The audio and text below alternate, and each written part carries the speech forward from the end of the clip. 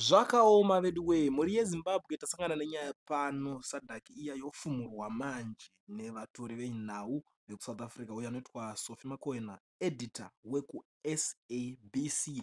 Ari kubuda panapa ari kutaura kuti there was no need for SADC in-person meeting. It was really a waste of time and resources. Next time, consider a virtual meeting when it's clear not much will come out of the meeting.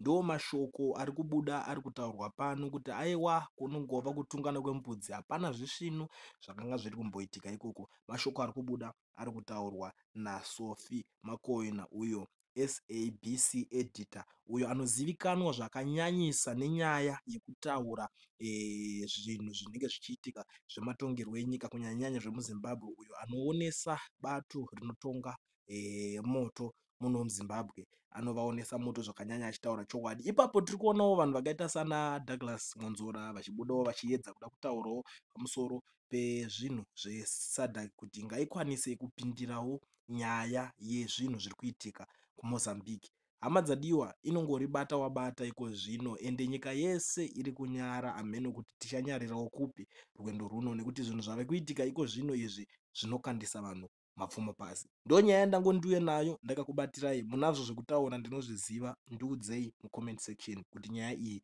muri kuionawo sei.